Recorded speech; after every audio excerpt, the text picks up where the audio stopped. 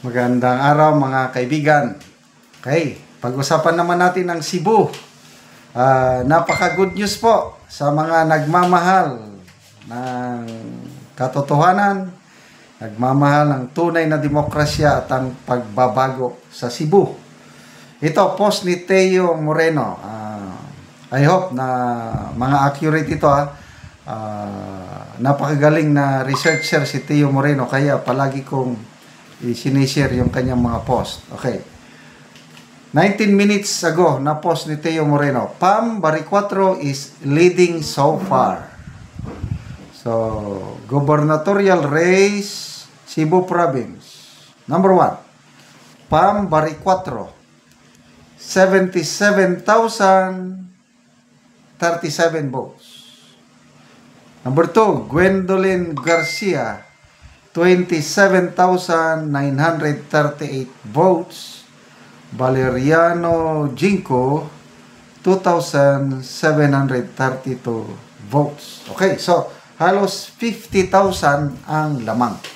Okay, malaking voting population ng Cebu, kaya ito, maliit pa lang ito na bilang, ano? But sana magtuloy-tuloy itong ganitong trend at sana walang mga hokus-pokus na mangyari. Okay, magbasa tayo. People who reacted. 11,000 people who reacted, 6,400 love. Like is 3,400. Sino lang? Tumatawa lang is 61. I don't know sinong tinatawanan. May galit, may umiyak, dalawa-dalawa. Makagarsyang may ito. Okay, magbasa tayo. Okay, so itong ganitong resulta, no, malala ko yung dalawang survey na kinandak. Talagang malayo ang ano. Yung isa nga is 84% si Pam, nasa 20 plus lang si Gwen Garcia. So, sana magtuloy-tuloy itong ganitong trend. Magbasa tayo sa mga comments. Ben Enad, finger cross kay Bam. Kimlin Manoy, grabe layua sa BOI. Jane Diva, nice results sa Cebu, yes. Tof Tabaris, we are praying for this. Goodbye, wakwak na June unta. Raymond J. Okba, wow, Duterte magic in Cebu Province. O nga, malala natin nung bago nakidnap, na-aresto si Tatay Digong, yun na nagpunta siya sa Mandawi. Ito hindi masyadong, just a matter of 4 days lang ata yung preparation. Parang biglaan lang ang rally yun. Grabe. Organic, ang daming tao. Doon, malala ko yung speech ni Tatay Digong, binisaya. Kailang kahit binisaya, ang daming nanood sa online. Million views ang kanya nung nagsasalita siya. I think that was his last rally na natinan sa Pilipinas bago siya nagpunta ng Hong Kong. Yun na, after Hong Kong, pagdating niya, yun, kinidnap na siya. So ito, Duterte magic is working in Cebu. Paano na ngayon? Kung magtuloy-tuloy ito, dahil, ulitin ko, partial and official result. Ang masunod, yung i-announce ng COMELEC. Yung ano. So wala pa naman. So, I hope sa galing ni Teo Moreno na mag-research, I hope na medyo accurate itong kanyang pinost na ito. Praying for a win, sabi ni Solel Wonder. Wow, congrats in advance, sabi ni Mira Puentes.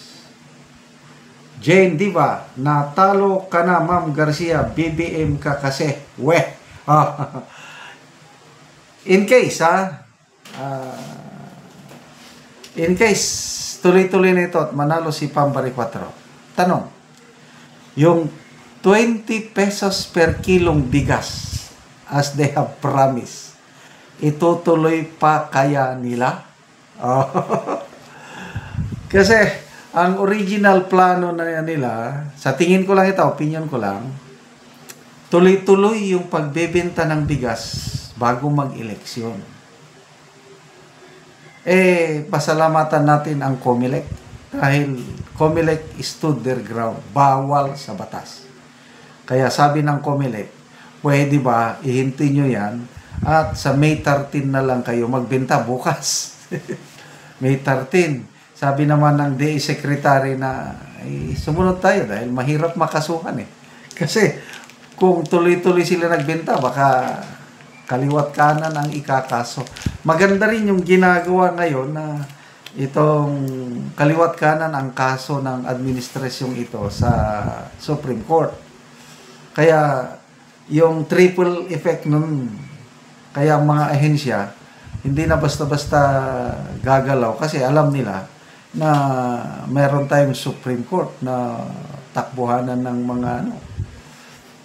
So, ano kaya? Magbebenta pa rin sila ng 20 pesos per kilong bigas? Tingnan natin bukas. Roslyn Bunador, dili nakaapas. Well, wag mo na. I think, abot ata ng milyon ang votes ng Cebu. Voters ng Cebu. Kaya ito, maliit pa lang ito na nabilang. April Rivera, hoy, kalami. Matog nata kay klaro na niya. Congrats, Cebu for Pam, sabi ni Geraldine Almanza. Thank you, Lord. Alhamdulillah. So, congrats daan, Ma'am Pam. Abe. Mercy Kanupin, agay, kasakit ani.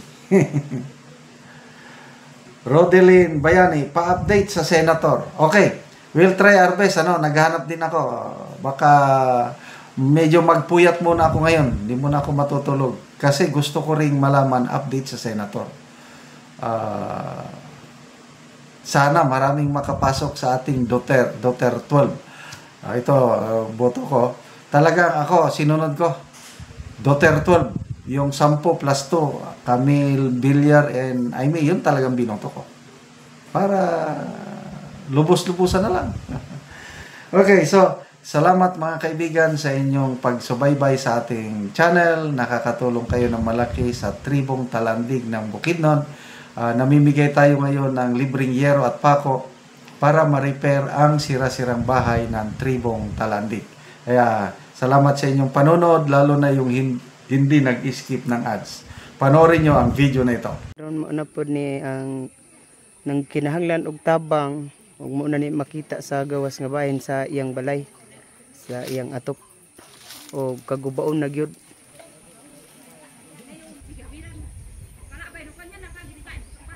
Ayo. Dayon. Maingod to.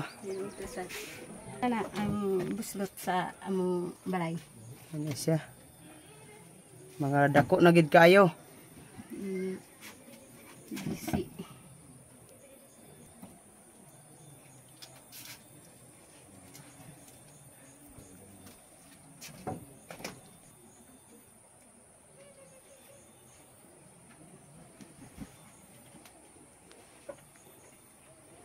Og karon manguha na ka og kahoy kay matagaan na mo og sen lansang pako plinsen. Manguha na gyud mi. Og pila na ni katuig ang inyong balay? 5 na. 5 pa katuig. Oo. Og karon unsa imong masulti nga matagaan na ka og sen lansang pako plinsen? Pasalamat mi sa Ginoo ug sa nagtan-aw sa video sa nag-sponsor ani. Oo.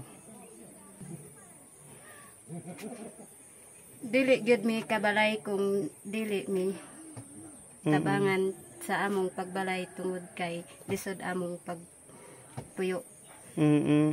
So pila day mo kapuyo dinani? 4 akong anak. Ay duha imong anak. So unsa day inyong panginabuhian? Kung di mi makamuso, di gyud mi makakaon. Ug di sad mi makabalay kung wala ang tabang Oh. para sa atop. So gamuso lang ang imong bana. Oo. So dili gyud mo kakaon Kung dili mi makamuso. dili mo makamuso. Sa isa ka semana kapila siya magmuso pod imong bana. Usay isa ka semana usay ka isa ra usay na asad ikaduha. Ay. So salamat kaayo. Salamat.